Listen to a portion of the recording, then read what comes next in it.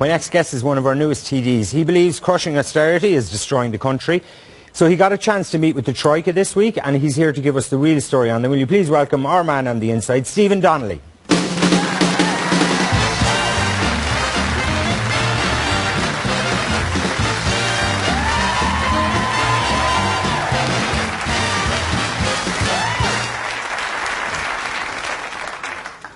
Will you do your orgasm first? No?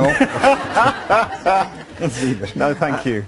So, listen, before we talk about this week and everything, I just wanted to ask you first briefly, because I think people are starting to get to know you. You're not in politics that long. You're one of the new independent TDs who came in this time. 10 months. Why did you decide at this hour of your life and things and everything, you had a fairly successful career, decide to get into politics?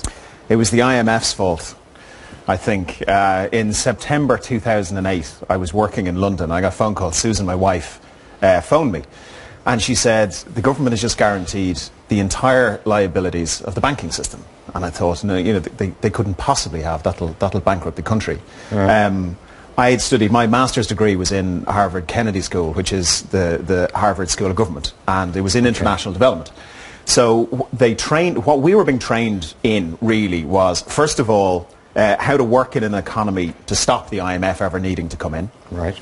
If they have to come in, how do you deal with them? And then how do you rebuild your economy such that they can, fly back to Washington and leave us alone? So your expertise were precisely for a situation like the one we were lurching into? Well, my study was, I was working in McKinsey, working in turning around public sector organisations. But yeah, I'd had 2 years studying this stuff full time. So when I heard what the government had done, I sat down and ran some of the numbers and sent an email to some colleagues saying, look, here's the debt, here's the deficit, here's what the government's just done. There's a good chance the IMF is going to end up in Ireland. And there were some raised eyebrows at that. Fast forward, do you remember that there was a Monday, it was the 6 o'clock news, I was sitting down and having been told there's no IMF, there's no negotiation and so forth, we saw, do you remember the three guys that they were walking through the streets of Dublin? And I think when I saw that, I felt sick, because I knew from college, from the postgrad work, what happens when the IMF comes into a country. I had colleagues and friends who've worked for the IMF. They know what the IMF does, and I've had colleagues and friends who've been in countries where the IMF has come in. So I really felt sick. And I think ultimately it came down to, I said, look, you can't almost bankrupt yourself and your wife to go to Harvard to learn all of this stuff, and then when the IMF come into your own country, not do something. So there was an election coming up. I had never been involved in politics at all. I was more of a sort of a policy wonk. Yeah. And I was at a rugby game, and I was chatting to some friends and said, look, I've got to get involved, I've got to do something. And one of them said, you run, and I'll help, and other people will help. And we watched the game, and it grew over the next few days. And about a week or two later, I said, right, I'll do it. And I spoke to a few people I knew who were involved in politics or who were involved in the civil service, and said, I've got a great idea. I'm gonna run for Parliament. And they said, you're out of your mind. You haven't a hope. You've no money, you've no profile, you've no party, you've no manifesto, you've very little hair. The chances of you getting elected are almost nil. And the election is in 3 months. So I decided to ignore all of that advice. And you got in? Yeah, I got in. I took the 5th seat in Wicklow, East Carlow. And you haven't done badly, I think. I think you've made a bit of impact there and everything. But then it all comes kind of full circle. We didn't just get the IMF, of course. We might have been better off we did. We got the Troika. And this week, as part of the delegation from the technical group, that's right, you got to meet with the Troika. Yeah. So, firstly, we talk about the Troika and stuff. Who are these people that you actually met? Like, where are they from? What are they? So there's 3 mission chiefs. The Troika is the ECB, European Central Bank, the International Monetary Fund, and the European Commission. So we had Klaus, who's the mission chief from the ECB. We had a guy called Craig Beaumont, who's the IMF's mission chief. He's the guy here. And then Istvan, I can't pronounce the second name very well, and he's the mission chief for the European Commission. So we had a long table in the Department of Finance. We had the 7 of us sitting down one end. We had the 3 guys and their staff flanking them on the other on the other side. And these are essentially kind of bureaucrats, civil servants. They're technocrats, yeah. I mean, at least two of them. The ECB guy, Klaus, and the IMF guy are economists. And I don't know what the background of the other guy is. He's a bureaucrat. So two technocrats and a diplomat, I guess. What impression did you get? What do they think of us and our situation? So as people, like? It was one of the things that really struck me. We were with them for about 90 minutes. We were discussing a range of different things. And what was fascinating about finally getting to meet them, rather than having to kind of guess what's going on in the room the whole time, was to get the human element, was to get the emotional side of this thing. Because obviously any negotiation, there's a lot of economics, there's a lot of technical stuff, but then, a lot of it is human. And what really struck me was they don't view us the way we view ourselves. We view ourselves as victims to a large extent. There is an argument that says we brought a certain amount of this upon ourselves. Yes, we did. But certainly within, you've got to pay the bondholders and you've got to bail out these ridiculous banks and you've got, all these things. We are dealing with horrific cuts to education, horrific cuts to healthcare. It's all going to get a lot worse. And there's this immorality of us sort of paying all this money to these anonymous people. But they see it how? They see us as a wealthy country that guaranteed our own banking system, that borrowed a vast amount of money, that is being bailed out with European money. Do they still think that we have equality? So they're from where? I think Germany, England or Australia and Hungary. I think the three so the guys. Hungarian guy clearly is coming over here thinking these people don't know they're born. Presumably he thinks us complaining is ludicrous, like that we have a great standard of life still here, yeah? Yeah. I mean, I think they recognise that we're having to do difficult things, but certainly it was said, you've got services and there's cuts to those services, but you still have services that people in other parts of Europe would give their eye teeth for. They made a point several times. They said, look, you're looking for debt write-downs, but you pay some people in your civil service and in your public service, several times what we pay our equivalents. It's just not credible for you to come to us and look for massive write-downs in debt, which the European Commission guy was saying, this is European taxpayers' money, whilst you pay some people within your public sector an awful lot of cash. And I think that really was the human element. I think they may view us as a little pampered and kind of throwing our toys a little. And that, by the way, I mean, there is some, you can understand to an extent the argument on the some of the senior civil servants. It fits with an anecdote I heard from an MEP a few months back. She said a French delegation of senior civil servants had come out of one of these meetings and said, we've just met our counterparts from Ireland. They're paid twice what we're paid to run a country that we could fit in our pockets. You've got to be kidding. Was it hard then? So you're presumably trying to tell them about how difficult austerity is for us and the cuts we're seeing in health and education and all that. Yeah? No, not really. I was trying to challenge them on the technicalities of their approach. I was trying to say, look, you're forcing an austerity-based approach. There's no stimulus. There's no printing of money, which people would normally do if they had their own currency. There's no debt write-downs. Is it possible that Joseph Stiglitz, the Nobel economist, and Krugman, and Rubini, and 200 years of evidence are right, and that this thing you're trying to do, which has never worked before anywhere, is wrong? Is it possible that you've got this wrong? To which I presume they say to you, well, look, guys, you're taking in X, you're spending Y. The austerity is just asking you to live within your means, isn't it? Isn't that what the austerity is? Like, we moan and moan about it, but in fact, it's just that we can't keep spending more of other people's money, isn't that? Well, there's two bits to it, isn't there? There is the deficit. Yeah. And then I think most people would say, you got to close it. Yeah. Right? You do have to make cuts. You do have to increase charges and taxes. There's no question about that. And so you're going to say the other element here is the bank debt.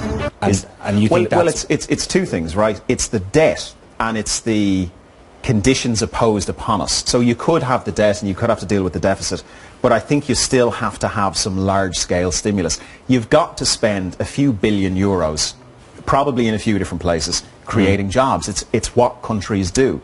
Now, interestingly, they did say to us, you can use potentially the sale of state assets for this. Within the MOU, it says you can't. It says you've got to use it to pay down the debt. But one thing that was quite interesting politically was that the line we always hear from the government, the Troika's making us do it. Like every time, and I sit in the Dáil every week and I hear it several times a week, is not our fault, the Troika's making us do it. Yeah. They went to great lengths to explain to us that they're not. They said, we take the targets very seriously. You've got to close the deficit. Okay, but within that, how you do it's it, up to you. You're a sovereign nation. You know, go for it. Come up with some ideas. Can we go back to the debt for a minute and some idea of getting a break on that?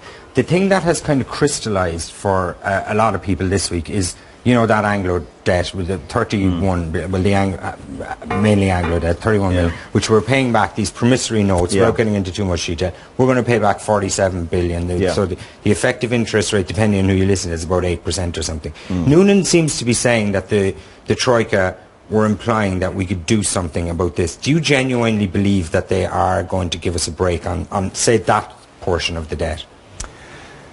I think it would be very surprising for Noonan and others to be hinting as strongly as they are that there's something good coming if there wasn't. I think that I think he's a wily politician. He is, isn't he? You know, yeah. But you don't think they've done this before? They've brought up these promissory notes before, haven't they? And I was looking back and I was wondering, and this could be conspiracy theories now, but do they bring it up every time there's going to be another whack paid out to unsecured, unguaranteed Anglo bondholders? Like Wednesday we're paying out $1.5 billion. I noticed in December they brought it up when there was another big payout. But do you believe that they are actually out there having these kind of negotiations that they're hinting at? You do, obviously. Yeah. I think it would be very strange for Noonan to be saying that they're not. My concern is what the government's going to do is come back and say, look, this 31 billion euros, 25 of which we've lobbed into the bank formerly known as Anglo. Great news. You know, we were going to have to borrow it at X% and we've just had a few percentage points shaved off it. Carl Whelan, the UCD economist, who's a mainstream guy, you know, worked in the central bank, worked in the States, is arguing very strongly, don't pay it, right?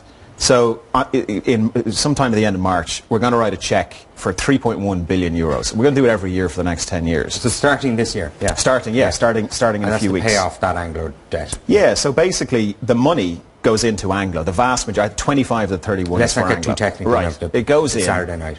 Sorry. Yeah. And the Irish Central Bank makes most of it disappear. So it's dead money. So at a time when we are screaming for money for care assistance and deaf schools and all of those things, we're essentially retiring $3 billion every year. The government's going to put its arms around billions of euros of taxes, bring it in, lob it over to the central bank, and they're going to say, right, that money doesn't exist anymore. Okay. So can I ask you, and I know you're going to be reluctant to kind of criticise it, guys, but do you think, okay, you're clearly well qualified in this area, you seem to know what you're talking about. A lot of guys out there like Whelan and all these other guys. Are the people who are doing the negotiating for us in these situations? Is Noonan a school teacher? Yes. Years ago. I mean, he's a politician. He's a professional politician. So he's a professional politician, which is a kind of a skill set all of its own about getting elected. He was a teacher, which is about crowd control, whatever. Are these the guys we want out there actually negotiating at the most critical time ever, probably in the history of the country, when we could go over a precipice? Are they the right guys to be doing this? I don't know. I hope so. I mean, Noonan is... Jeez, that's hardly enough, is it? Well, actually, look, hopefully it'll work out. I mean, Michael Noonan, he's not an economist, but he understands the facts and figures, you know. I mean, he's been involved in this for a great many years. My concern is more with the people they have advising them, okay, right? Is that the same Department of Finance that, more or less... Yeah, so Garrett Fitzgerald in 2006 did a report on the Department of Finance. Now, this was when it was all beginning to go very badly wrong. And he said, you have 3 macroeconomists in the entire department, and only one of them is actually working in macroeconomics. Now, that's bad news. Do we need to get rid of the Department of Finance as is, as was, and just hire a bunch of new guys? I don't know if we have to get rid of it, but I would love to see them hiring in a lot more technically proficient people from here and abroad. Okay, so it's not fit for the job at the moment, you reckon? I don't think it is. And the job at the moment is so important. I mean, there are good, smart, hard-working people in there. Everywhere, yes. But I saw a figure recently, I think we've got something like 20% have masters or PhDs in economics or finance, and in Canada it's 40 and in the Netherlands it's 60. Now, those figures aren't right, but we're way down in terms of... Can I ask you quickly before you go? So you're kind of telling us what we're doing wrong and everything. You're made Minister for Finance in the morning, say. Give me in a nutshell, no, I want one sentence each, okay? No, getting complicated with us. Give me a few prescriptions. What are the first things you do to kind of get us out of this mess? Is there a way out of this mess? Yeah, there is. There always is, right? It's about how much pain we have to take over the next 10 years to get out of it. Number one, sort out the national debt. Bondholders' promissory notes have a completely different approach to the negotiations. With a lot more technical, engage with the citizens of Europe and say, you're not bailing us out, the money's all leaving Ireland, we're actually bailing your banks out, and so forth. I think there's a lot more can be done. Engage the technocrats at their game, force them to prove that their plan, which is not going to work, is going to work, and open that up. Okay. Right. Next. Mortgage debt. It's killing the country. And a particular age group, but it's killing the country. And the banks are not passing on the money. We have given billions of euros to the banks, ring-fenced, to deal with distressed mortgages. We've had them into the Finance Committee. How much have you passed on? So they have the money zero. actually to start forgiving mortgage debt. That money was built into the to the banking bailout. Yeah. Okay. Yeah. Okay. And the give bank, me one more. The bank education. We've got to invest a lot more money in education. I completely accept that we're doing quite the opposite at the moment, aren't we? Yeah. It's extraordinary. We've had the big education, with the smart economy and the rest of it, education will prepare us to be ready for the next time things come around. Our education system is falling year on year and year and year. Okay. And we've got to sort it out. It requires a lot of changes in working practice, but it requires a lot of money as well. Okay, well look, I'm sure we will do all or absolutely none of those things. But anyway, it's been great talking to you. Ladies and gentlemen, Stephen Donnelly TD.